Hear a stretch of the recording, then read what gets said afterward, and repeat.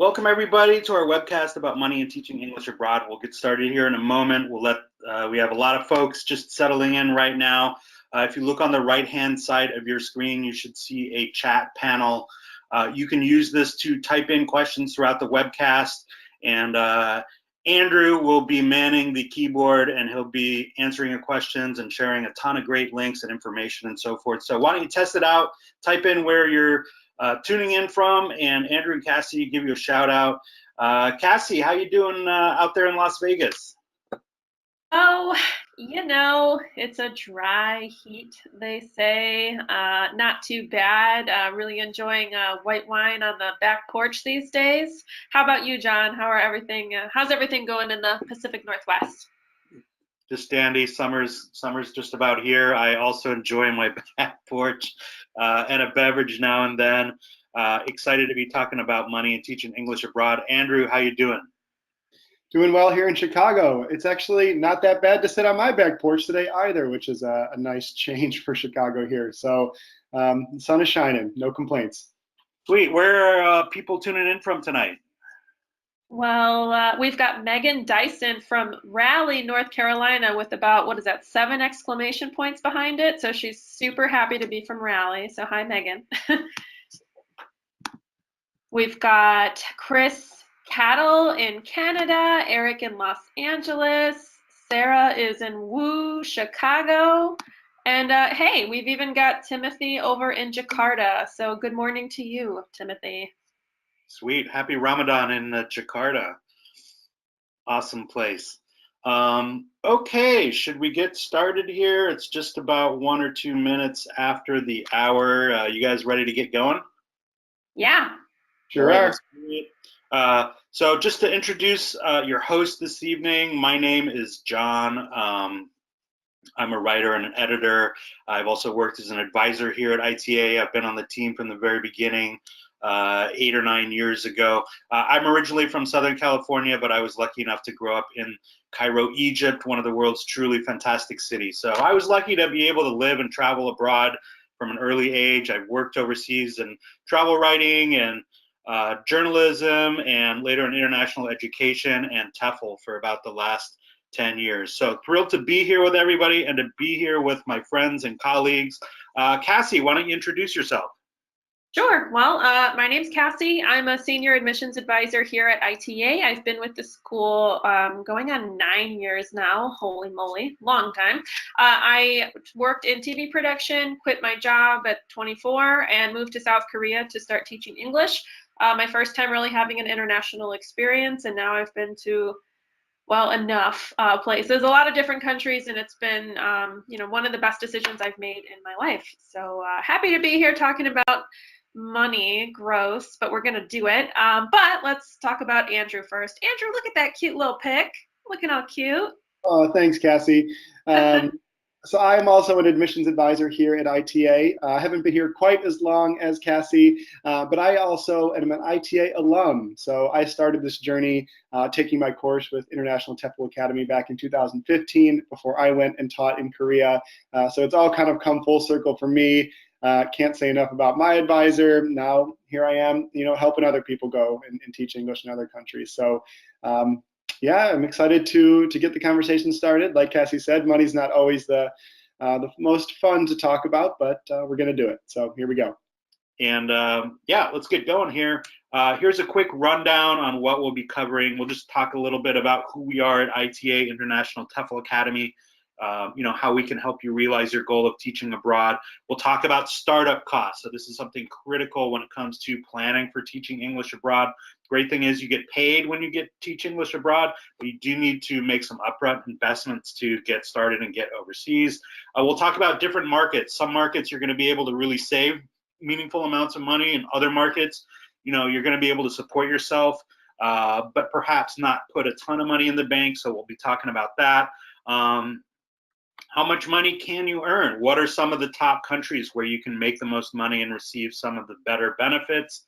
We'll talk about tips for TEFL certification, saving for your TEFL certification, and then how you can actually save and make more money once you are teaching English abroad. We'll talk about TEFL class options. So this is key to provide you with the training and qualifications you need to teach English abroad. It's also a major factor in terms of your financial planning for going overseas. We'll talk about job search guidance and how we can help you find jobs. And we'll be taking Q&A throughout the webcast and then at the end as well. Just to introduce us here at ITA, we're a world leader in TEFL certification classes for teaching English abroad. We're really proud that in the last couple of years we've been won several major awards. We've won a lot of recognitions as one of the top TEFL certification organizations in the world.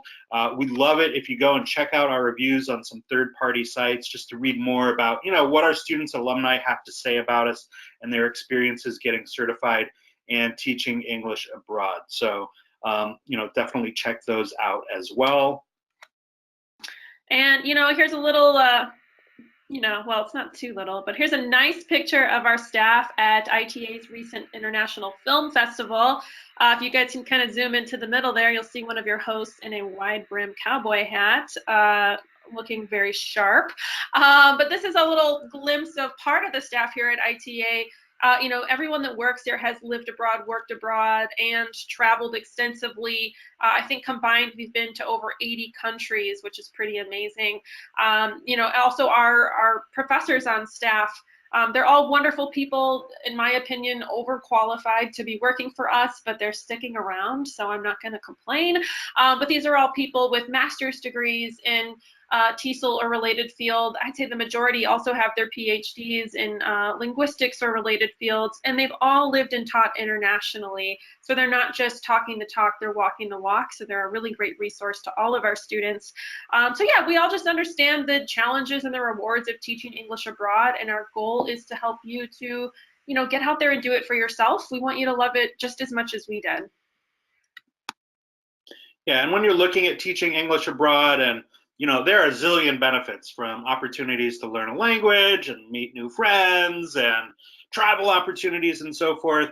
We're focusing a little bit here more on some of the financial aspects. Bottom line, it's a realistic and affordable way to travel the world. You do get paid as an English teacher, which is fantastic. That's totally different than something like study abroad, where usually you're paying a ton to go overseas for several months or a year. Sustainable income and demand for English teachers around the globe is huge. There are nearly 2 billion people learning English. And so that means there's nearly an endless supply of job opportunities, whether it's a recession or a booming economy or what have you. There are going to be options for teaching English abroad. So once you have your TEFL certification, almost any time you want, you can go overseas and get a paying job teaching English abroad. Boosting your resume with professional international work experience. And so whether you stay in the field of education and teaching after you teach English abroad, it's going to be something that's great on your resume. It's going to enhance your income earning opportunities down the road. It's going to enhance your opportunities to get into great grad school programs. And this is something that a lot of people don't realize, but it really makes a difference and sets you apart when you're applying and interviewing, both for jobs and to get into great grad school or college programs. When we're looking at actually teaching in the country, there's certain countries where you can make and save a significant amount of money on a monthly basis. This is great if you need to pay off student loans, you want to save money for extra travel. In some countries, schools are going to provide benefits like free round-trip airfare, housing, paid vacation, health insurance, and even completion bonuses. So in a place like South Korea, for example, once you finish your 12-month contract, usually you'll get a bonus with an extra month's worth of pay, which is fantastic as you wrap up your contract. Of course, you can always renew as well, and most of our students end up doing that. Yeah, and as John mentioned, the really cool thing about this opportunity with teaching abroad is that these are paid opportunities. So I really feel this is the most economical way to have a really great international experience and to have really positive travel experiences as well. But just like with anything, there are some startup costs you'll want to consider when planning for this type of adventure. They are called startup costs, and it's really just to help you get started. But again, you're getting started into a paying position, and many of these positions do offer you the opportunity to save quite a bit of money. So you have to start somewhere and you have to plan for it, which is what we'll delve into now. That's right. So definitely one startup cost that you're going to need to plan for is TEFL certification. So you don't need to have prior teaching experience to teach English abroad. You don't have to have a college degree. Getting TEFL certified will provide you with the training you need to succeed as a teacher and also the qualification you need to actually get hired. So here at ITA, we offer a variety of classes, online classes, and then in-person classes in 25 locations around the globe. The online class is definitely the most cost-effective way to get certified. That's one reason why 80% of our students do take the online class. If you're looking at on-site, in-person classes, tuition's typically going to vary between $1,500 and about $2,500 depending on which location. And then there are other expenses that you're going to need to plan for, especially if you're going overseas. There are going to be things like airfare and housing that you need to fit into your budget as well. Now, one thing to look out for when you're out on the internet and you're thinking, hey, I got to save on my TEFL certification, beware of super cheap classes out there. The 39 classes on Groupon, the $400 classes and so forth. In most cases, they're not going to provide you, one, with the training you need in terms of the level of instruction and so forth. In many cases, they're not accredited. And in many cases, they're not going to provide you with the actual support and guidance you need to actually get a job once you take your TEFL class. So that's something to consider when you're looking at your options for TEFL certification. And up next, we're going to talk about airfare and accommodations. So there are some countries where the schools will provide both or one or the other. But if they don't, I would say that these are going to be the two, big startup costs that you'll want to prepare for and prepare to cover them. So you'll want to budget for your airfare, depending on where you're going, when you're going, that sort of thing. That can really bring some variation to the cost. I know one of my favorite things to do with prospective students on the phone is talk about like the cheapest flight you ever secured to the farthest destination. Like that's such a fun game. If any of you have secured like really cheap tickets somewhere, like let me know in the comments because I'm always curious. I think one of my friends booked a flight from Middle America to South Africa for like $500, which is insanity. That's amazing. But I'd say $200 to $1,000. That's good for you to set aside to plan for your airfare. But yes, if you are looking for low startup costs, East Asian countries like South Korea, China, sometimes Taiwan, and then those countries in the Gulf tend to offer those sorts of financial benefits. And if your housing is not included, just have enough money with you to cover your first and last month's rent, possibly, just to help you get started, get into a new place. And that will vary depending on where you teach. Which country you're in. But I think, Andrew, if you have it, you can put the link to the country chart into the chat box for people, but that will tell you about 6 to 8 weeks of living expenses to plan for. $800 to $1,500 is common in most European countries, and it's going to be less in places where the dollar goes farther, so Southeast Asia and Latin America. Okay, wait, hold on, gotta share. Allison says she paid $568 to go from Chicago to China. Was that round trip? That can't be round trip. That's got to be a one-way. But anyway, fascinating. Okay, moving on. Okay, and documents. So in some cases, maybe you don't have a passport yet, so you're going to need to get your passport. That can cost usually $70 to $100. In some countries, you may need to pay for a visa. So a visa is basically a legal permission. Usually it comes in the form of a a stamp in your passport. There may be certain fees for that depending on the country. In some cases, you may need to get academic transcripts. You may need to get a federal background check from the FBI if you want to teach in a place like South Korea. So that can cost anywhere from $50 to $100 depending on whether you need to get it expedited. You may need to get documents notarized.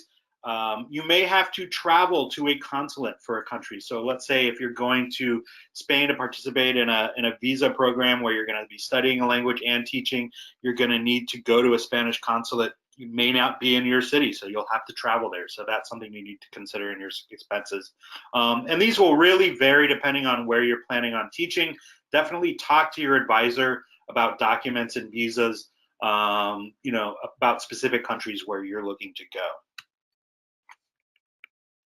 That's right. And then you want to think about day-to-day spending money. So, you know, think about when you're starting a new job. When you start on that first day, you know that you have to work your first few pay cycles to be like entered into their pay system and to start receiving a paycheck. So you want to have some day-to-day spending money up until then. So you want money to cover food, transportation, fun money. And I'll tell you, when it's just like moving to a new city or new destination for the first time, you want to eat everything, do everything, buy everything, like try to budget. I blew through way too much money when I first got to Korea, but also things like personal medical expenses. So maybe some insurance or prescriptions that you need to bring with you. But you know, anywhere from $400 to $800 a month sounds about right. And then you'll start earning a paycheck, usually after, you know, a month or so after your arrival, depending on the country. So then you'll start having enough money to cover those expenses. Yeah, and here's some basic tips for saving on your startup cost. One is to plan ahead and space out your expenses. So if you put together a plan a year in advance and you get TEFL certified right away, you know, you can space out your expenses for your certification, your airfare, and then once you get abroad, perhaps your accommodations if you need it. It's a lot easier to cover those expenses if you space them out over 6 months or a year rather than in trying to cram them into, let's say, 3 months if you're rushing to get abroad. Take the online TEFL class. That's an easy way to save, you know, $500 to $1,000 on your certification alone. Teach in a country where you can line up a job in advance. So there are a lot of countries out there where you basically go there and interview in person, so it can take you several weeks or perhaps even a month to line up a job and begin teaching. In other countries, you can line up a job in advance by interviewing over Skype or with recruiters in your home country or over the phone, and you basically have a job waiting for you. So you begin teaching right away, you get paid quicker, and that's another way to save up on starting costs. A lot of these countries are in Asia and the Middle East, although there are opportunities to line up jobs in advance on a more limited basis in Latin America and also Europe.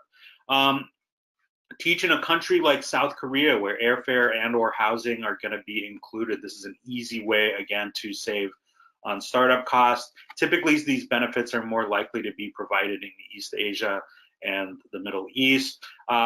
Teach English online before going abroad. So this is a great way to, one, get experience on your resume, hone your skills, and also to make good money before going abroad. So this is one more reason to get certified sooner rather than later, because once you get certified, then you can start teaching English online, start making money to cover some of those other startup costs.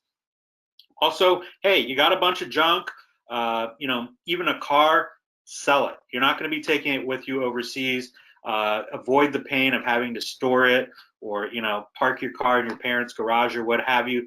That's an easy way to make, you know, at least several $100s and sometimes more. All right. So, you know, the good news with something like this, as I said before, is that, you know, these are full-time teaching positions. And if you are qualified and TEFL certified, you're going to be paid, you know, a good professional wage as an English teacher so that you're able to afford, you know, having a really good and true international experience and doing so for as long as you like. So now we're going to talk a little bit about the savings potential and earning potential in certain parts of the world. So let's dive into what breaking even means first. That's right. So breaking even basically means you're a paid professional teacher, you're getting paid a good wage based on the local cost of living, you're making enough money to cover your expenses, your rent, your food, your transportation, maybe some language lessons, you know, going out a couple times a week, maybe doing a little travel on the weekends. these are places where you're probably not putting major amounts of money in the bank at the end of every month. This is going to, excuse me, refer mostly to countries in Latin America and Europe. There are some countries in the Middle East and Asia as well that are considered break even, perhaps a place like Cambodia. You know, hey, great ways to make extra money if you're in a break even market. Teach English online, give private lessons on the side to save extra money for travel or whatever else that you need it for. Yeah, you know, teaching English online, I think, is really the wave of the future. Private tutoring as well, which is something you can do, you know, face to face for an hourly wage with local people. But if you are going to go to a country that is what we would consider to be break even, especially the countries where the dollar tends to go a lot farther, teaching English online is great. It's a great way to earn extra money. It gives you more options to maybe work you know, part-time online, part-time in person, and it gives you some flexibility if you don't want to be tied down to a 12-month contract somewhere, or maybe you just know you want to teach in Latin America, but you've got, you know, a short list of 5 countries and you don't know how long you want to stay in any of them. Teaching English online is a way to earn a really good hourly wage and give yourself flexibility to move wherever you'd like to go. And the great thing is the average rate for a new teacher is about, I think, anywhere from $15 to $20 an hour. You know, if you're teaching face-to-face in Ecuador, you're probably going to be making, you know, $5 to $8 an hour. So teaching English online is a great way to be paid in US dollars and have that go a lot farther if you're in a place that's very cheap to live in. So it's a way to work smarter, not harder, I guess. But yeah, wave of the future. I think everyone should get into it. Yeah, we have some great resources on our website about teaching English online. So definitely check those out the next time you're on the website. All right, where can I save money while teaching English abroad? This is a big question people have. Bottom line, in East Asia, most English teachers, first-time English teachers, are making enough to save 30 to 50% of their income after expenses. That's going to really vary. In a place like maybe Taiwan or Thailand or Vietnam, that could be $300 a month, $500 a month, maybe a bit more. In a place like South Korea, and Cassie and Andrew can speak to this, many English teachers save $1,000 a month or more, which is fantastic if you want to, you know, you need funds to maybe make student loan payments, or you want to save for extended travel after your contract. Arab nations in the Persian Gulf, places like Saudi Arabia, the United Arab Emirates, Dubai, Abu Dhabi, Oman, Kuwait. These are some of the highest paying job markets in the world. Many English teachers are able to save, again, $1,000 or more per month and get benefits like housing, airfare, paid vacation, insurance, and so forth. Those markets, I have to say, are a little bit more competitive. They're a lot smaller than the big Asian markets, and they're highly desirable. A lot of people want to live in these places because, you know, one, the cultural experience, two, they do offer these great paying opportunities. So for first-time English teachers, you know, they tend to, it's a little bit more challenging to get into these markets. So you always want to have a backup plan and be flexible. But those are some countries to look at, especially if you're already a certified teacher. Another way to save money is, as Cassie was just talking about, go to, you know, countries, low-cost countries in, let's say, Latin America, places like Peru, Ecuador, Mexico, Costa Rica, Argentina. These are places where if you're teaching English online, making $20 an hour, hey, you're probably going to be able to save at least a couple $100s a month, maybe even more. That's right. I mean, we've had graduates move to South America, teach online, and save like, you know, $700, $800 a month to take care of expenses back home. And I'm like, living the dream. Sign me up. I'd love to live in like Mexico City and still pay my student loans. Not bad. And speaking of student loans, that is something that I think is on a lot of people's minds when they think about going abroad. You know, you have these somewhat financial burdens. How are you going to keep up with them and still do something like this? Well, it is possible, especially if you decide to go teach in countries where you can save a decent amount of money, like Korea, China, really a lot of parts of, like countries in East Asia. And, you know, like we mentioned, teaching online to save money in places where the dollar goes far, that's also a great idea. Myself personally, I paid off over $10,000 of student loan debt in 1 year teaching English in Korea, and was able to travel. I sound like a typical, I don't know, like a stereotype of a girl here, but I didn't cook a whole lot. I joined a lot of clubs. I went out a bunch.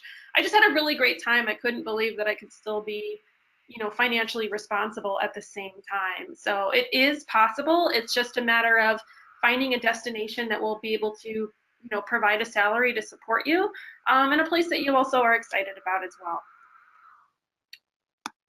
All right, so quickly we're going to run through, some of the individual countries where you can make and save the most money. In many cases, these are also some of the biggest job markets, so they have the most jobs. So let's get started with China. All right, so China is the largest job market in the world for teaching English abroad by far. There are 400 million people learning English in China. This creates enormous demand. And as a country with a very fast-growing economy that really invests heavily in education, they pay a lot and they offer great benefits in most cases. They will, however, vary depending on which job you're teaching, what type of school, which city, and so forth. That said, I say most of our graduates are able to save $500 a month, or up to $1,000 or more. Again, really depending on the job and also your own background. So if you already have teaching experience or something like that, you're going to qualify for higher paying jobs compared to somebody who this is going to be your first teaching experience. Still, even as a first-time teacher, a lot of these jobs may provide benefits like airfare and housing. And China is one country in East Asia where it is possible to get a job without a degree in many cases. All right, and then there's South Korea, a place where Andrew and I both taught and really loved. It's a top destination for our graduates, that's for sure. And you can make enough to save, I'd say fairly easily, at least $1,000 a month. I have friends saving upwards of $1,500 a month, and that's after living expenses too. So like utilities, cell phone bill, food, all that stuff aside, you're still able to save a decent amount. Many schools still offer bonuses for completing your contracts as well. So after completing my first year, I received about, I think it was like $1,800 just for completing my job. Like, not bad, and a nice little parting gift to take home. Airfare and accommodations are also typically paid by the employer in South Korea. And they do usually also provide a couple weeks of paid vacation. And it's also great because here you can get your job in advance. So any of you like type A big planners, you're able to have really everything lined up before you ever step foot on a plane, which is great. And it also saves you on those startup expenses. And a degree here is required to get hired. It's a requirement for the work visa. So yeah, I mean, it's a great place to consider if you're looking to save. That's right. We just mentioned this a bit, the Persian Gulf countries, Arab countries like United Arab Emirates, Saudi Arabia, Kuwait, Oman, Bahrain, Qatar, and so forth. Again, these are really some of the highest paying countries in the world. They're smaller markets. They offer great benefits. I think the Middle East personally is an underrated market for teaching in. A lot of these countries mentioned here, these are uber rich, oil producing nations. They have advanced economies. They have super modern infrastructure. They really do offer a high standard of living. Again, these markets tend to be more competitive, however. And then there's Taiwan, a place where I've had so many friends go to teach and then they just stay there. I'm like, all right, bye guys. But this is a great place to consider too. It's subtropical, so if you guys want, warmer temps and a really strong economy, this is a great place to consider. You have the ability to save at least $500 a month, likely more after living expenses. Airfare and housing are typically not provided with every employer, but you can find it here and there if you hold out for it. And it's another country where you can get a job in advance, so you're going to save on those startup expenses. All right, Vietnam. So Vietnam is really a fantastic country. I'm lucky. My father's actually lived there for 25 years, so I've had a lot of opportunities to visit. It's a little bit less developed economically than some of the other countries we've been talking about. That said, it's a fast-growing economy, a ton of history and culture. cost of living is very low, and that enables many English teachers to save, you know, $500, $600 a month or more after expenses. It's a warm weather, you know, climate, unlike a place like, let's say, most places in China or South Korea where there are 4 seasons. Super inexpensive opportunities to travel. Work visa is typically going to be sponsored. A lot of schools in Vietnam hire locally, not always. So in many cases, if you want to teach there, you're going to go there and end up interviewing on the ground. We provide you with all the contacts and guidance and resources to help you set all of that up. We don't have a slide for Thailand, but Thailand is another place where you can save maybe not quite as much as Vietnam, but it's another Asian country with a huge market that offers a lot of opportunities, both for teaching and for making good money. All right, so let's talk about TEFL class options. You know, getting a quality professional level certification is really the key to landing a great job overseas and to provide you with the skills you really need to be an effective teacher. It's also one of the most important investments you're going to make with all the goals that you're making here. If you really want to enjoy your job, you have to know what you're doing. If you want to get a good job, these are schools that are going to be hiring professionally trained teachers. So I know John touched on it earlier in the presentation, but he is right. You will see these kind of cookie cutter rinky-dink classes that are out there for, you know, under $100 sometimes. But you have to remember, this is a job you're going to show up for every day with real students looking for a real education. So you want to make sure you make the right choice. Yeah, and here at ITA, definitely the most popular class that we offer is our 11-week part-time online TEFL class. This class is accredited at the highest level by the British government, in fact, as all the top-level in-person classes. So it's definitely not a lesser class. You actually get the same certification. You're learning the same curriculum that if you, let's say you took our 4-week class in Chicago or Barcelona or Costa Rica. Also, it's designed to accommodate people who are working or going to school full time. So if you have a job and you want to get certified while, you know, you continue to generate income, the online class is definitely an option. Also, it makes a lot of sense if you're looking to go to these countries in, let's say, East Asia, where you can line up a job in advance. So if you're going to go to South Korea, you can't go there to get certified in person anyway. So it just makes sense to get certified online. You can begin working with our team on your job search while you're getting certified, and also you have the opportunity to apply for jobs literally all over the world. The cost of this class is $1,399. That said, there is a $100 discount if you enroll by tomorrow. Now, I wouldn't say just go ahead and enroll to save $100, but if you're, you know, if you're there and you're ready to pull the trigger, take advantage of that discount and save yourself that money that you can put towards other expenses.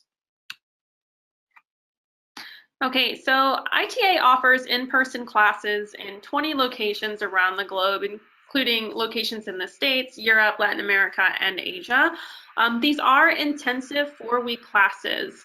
So it is like boot camp, Monday through Friday, but they are great if you're looking to get certified quickly and if you just want that in-person class experience. Or maybe we have a school in a location where you'd like to stay and work. So if that matches up for you, then maybe you'd just like to go get trained there and stay to work afterwards.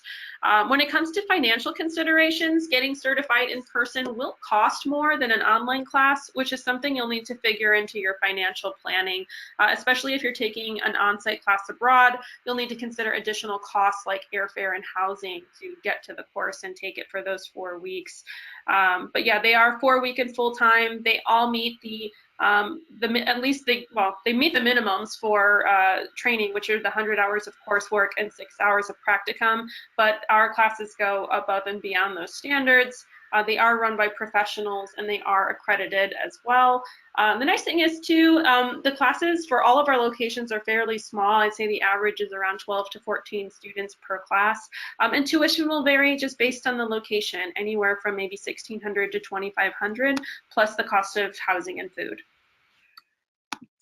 Okay, and we already went over some of these tips, but you know, general saving tips both for TEFL certification and also saving for your startup costs. Again, get certified online, lower tuition. You're able to earn money while you're taking the class. You can also get certified well in advance of going abroad, and that enables you to teach English online if you wish. and make money before you start going abroad. As we mentioned, hey, you got extra stuff, sell it. And, you know, don't be afraid to use credit or to ask, you know, you got parents or you have a birthday and, you know, your friends want to know what to get you. Hey, I'll take a little bit of help, you know, paying for my class. The farther in advance you know, enroll in your class, you get that expense out of the way. And again, then you can start teaching English online to start earning money before you start going abroad. Yeah, so it's all about just figuring out which course is the right fit for you. You know, because this is a money-based webcast, I'd say financially speaking, our online TEFL class is hands down the most cost-effective way to earn a, you know, top quality TEFL certification. However, it is just about what's right for you, what's right for your circumstances, your timeline, and your budget. All right, and just to go back to this notion of, you know, you're out there on the internet and you're seeing TEFL classes for $99 and $299, and then you see classes like ours that are, you know, $1,399 for an online class, or, you know, the tuition for the on-site classes, and you're probably wondering, hey, what's going on here? And, you know, just a couple of points to remember. One, remember, you're getting certified to be a professional English teacher. So you need to take a class that meets certain standards, that has a highly developed curriculum, that is taught by qualified university level instructors.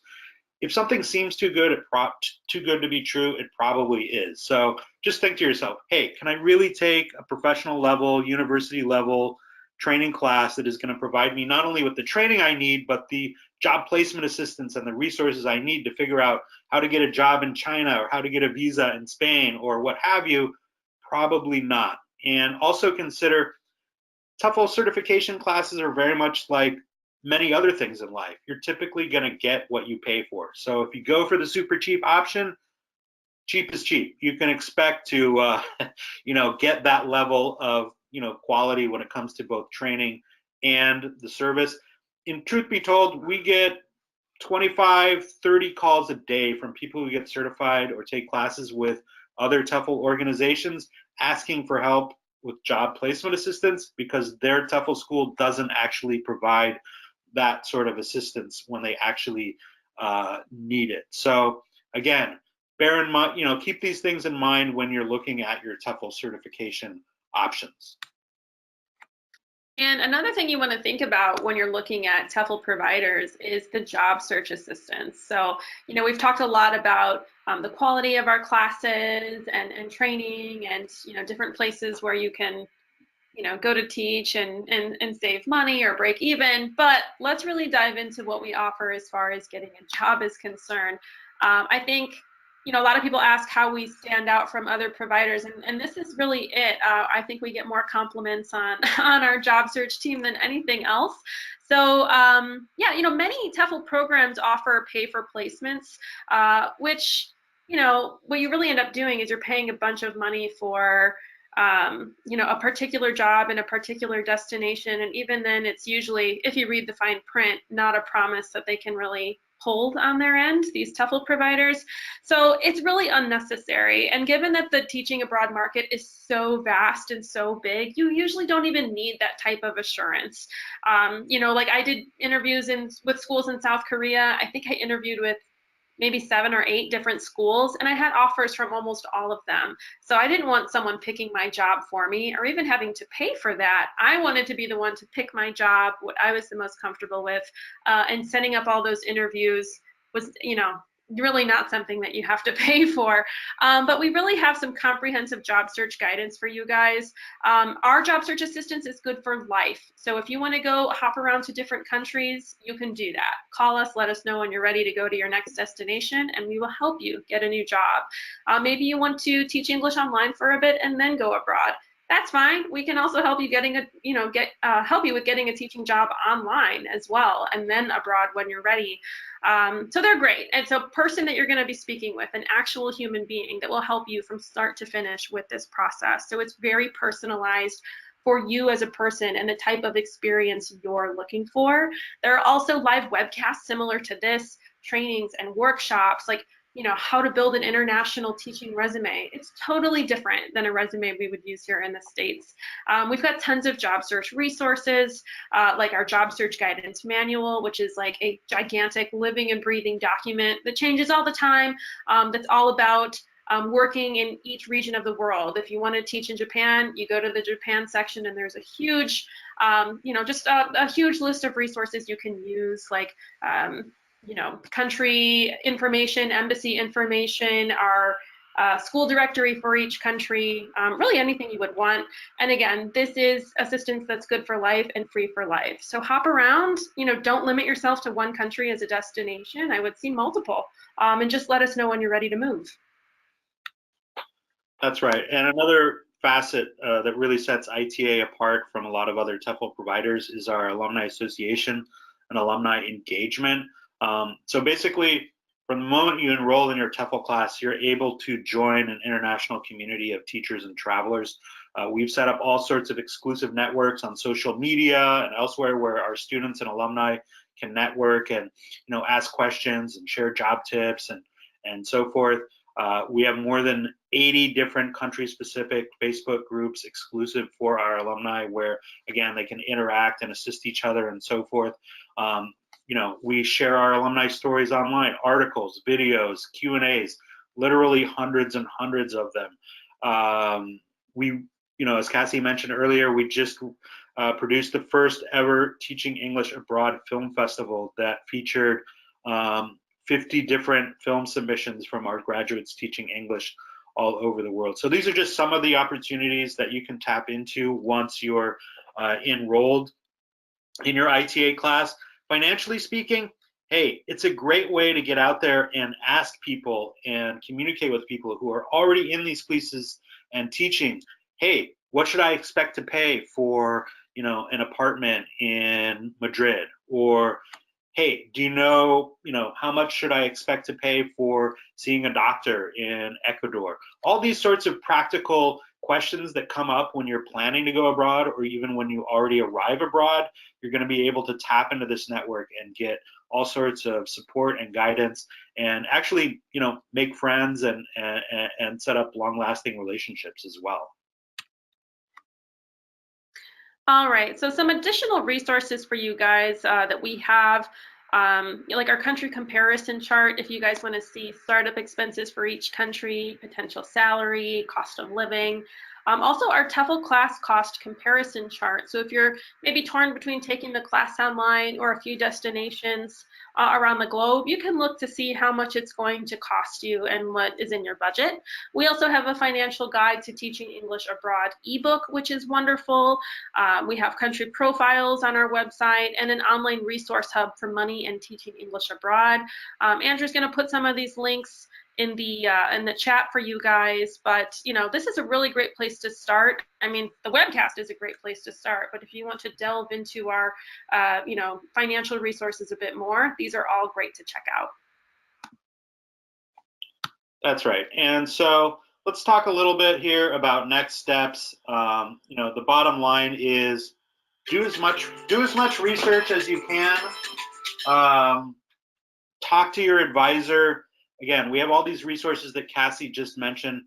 Check them out. The more that you plan ahead, the more that you research, the more effective plan you're going to be able to put together.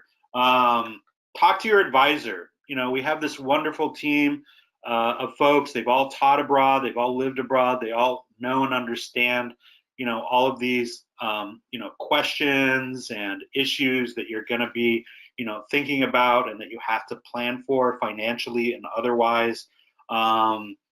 Register for your TEFL class.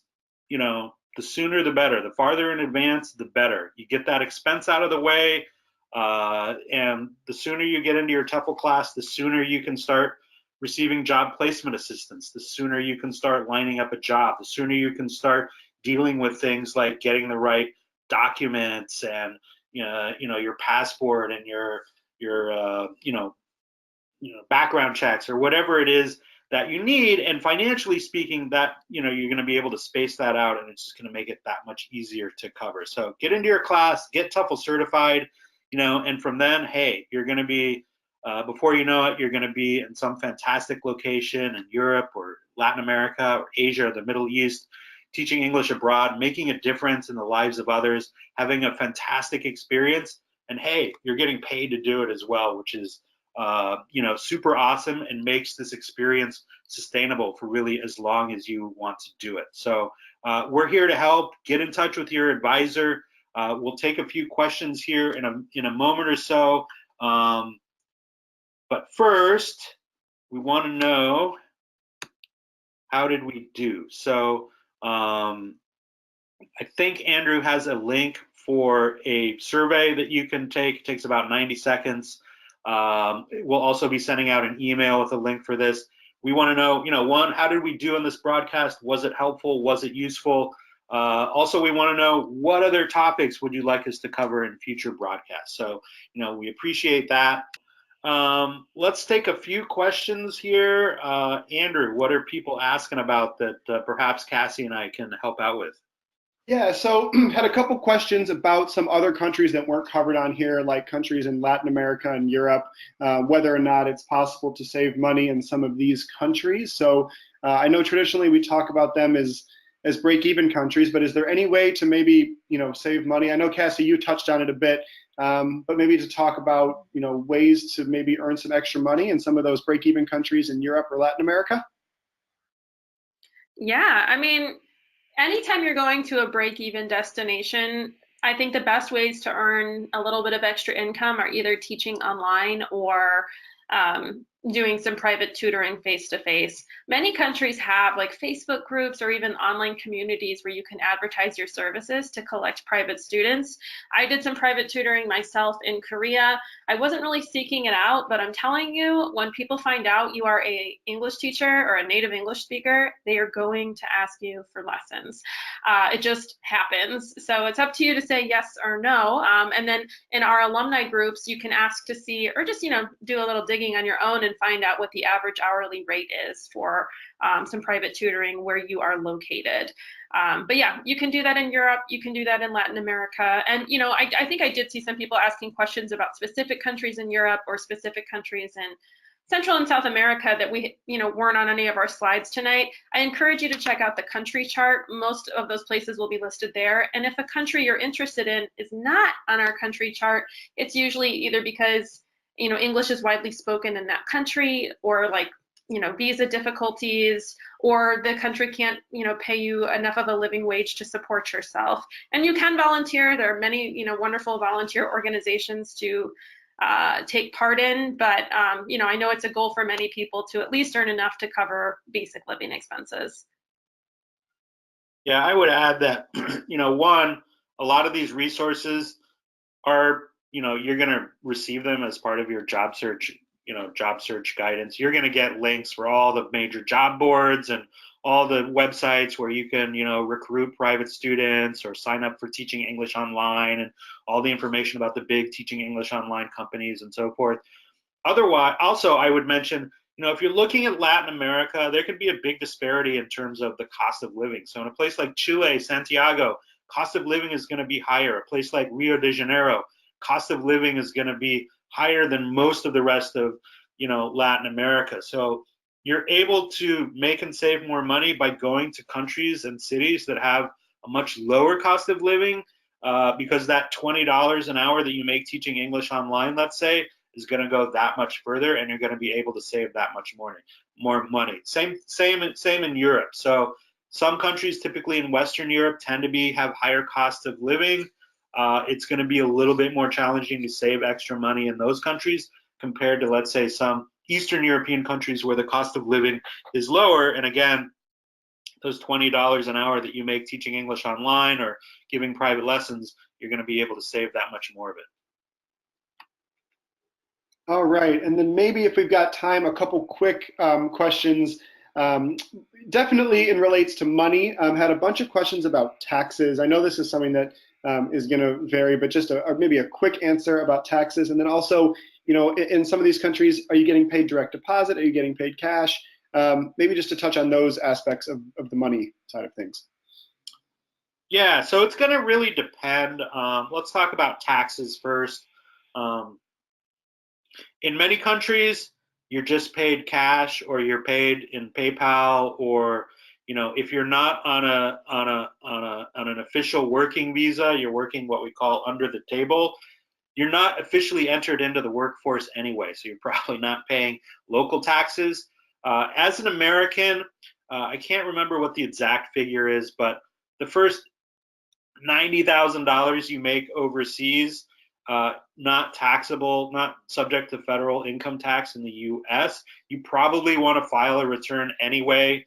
Who knows? You may get a refund or what have you. But most English teachers abroad are unfortunately not making $90,000 a year. So you're probably not going to be subject to any U.S. taxes, which is great. In some countries like South Korea or Taiwan, tax rates are typically very low for English teachers, and they're automatically withdrawn from your paycheck. You're barely going to notice. So I don't know, Cassie or Andrew, you taught in South Korea. Were you paying any? Was your tax bill very high? Extremely low. I want to say the income tax was like 3% or something like that. So it's hardly noticeable. Yeah, I was getting paid direct deposit into my Korean bank account every month, and it was, the taxes were minimal. Yeah, I think in most countries you will perhaps get a local bank account, and some sort of direct deposit will be set up. Otherwise, again, you may be paid in cash, or you may be paid through something like PayPal. Cassie, you got anything to add to that? No, I mean, pretty much everything Andrew said. I think the tax rate is actually like 3.4%, something like that in Korea. So little to the point that I didn't even notice it ever. Yeah, and I was paid direct deposit as well. And whenever I wanted to send money home, I just, I got all my U.S. banking information, and I sent a money wire home every couple of months just to take care of bills at home using online bill pay. And yeah, the whole time I was there, I kept thinking, why isn't everybody here? So great place to go if you've got student loans like I did. Great. Should we take one more? Is there one more question, Andrew, we can take before letting folks go before the top of the hour here? This one doesn't have too much to do about money, but some people are asking about housing and sort of what you do initially when you get somewhere. I've seen that one come through a couple times. I know it's not related, but it seems like a couple people have some questions about housing. I don't know if you want to take that one. I could look in here for one that's more related to money if you'd like. Well, I think that's a good question. People have it, and accommodations do. They are a financial consideration. It's going to really depend. In most cases, you're going to find some sort of temporary housing, especially if you're going somewhere where you're going to be finding a job on the ground, and maybe you're not sure exactly where in the city you're going to be working, and maybe you want to figure that out before you find a place to live. Most people will stay maybe in a hostel or an Airbnb, or find some sort of short-term option until they find a more permanent apartment, or they figure out exactly where they're working, and then they can find an apartment or a housing that is more convenient. A lot of people find housing through word of mouth. There are huge communities of English teachers and other expatriates in these places. People are always coming and going. People are always looking for roommates and flatmates. There are lots of English language resources to find a place to live or to stay. We can provide a lot of assistance and guidance with that. This is another matter where it may be helpful to tap into the online community of alumni and see what folks recommend. You never know when another ITA alum, hey, maybe they have an extra room that they're willing to let you stay in, or that you can rent on a short-term basis. It's really going to vary. I recommend talking to your advisor about what options might be available in specific countries where you're looking to go.